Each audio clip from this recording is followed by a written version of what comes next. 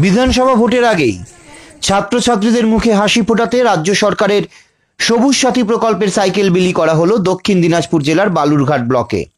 ইতিপূর্বে রাজ্য সরকারের পক্ষ থেকে একাদশ ও দ্বাদশ শ্রেণী ছাত্রছাত্রীদের জন্য দেওয়া হয়েছে মোবাইল ফোন বা ট্যাব। এবার নবম দশম শ্রেণীর ছাত্রছাত্রীদের মুখে হাসি ফোটাতে বিলি করা হলো সবুজ সাথীর সাইকেল।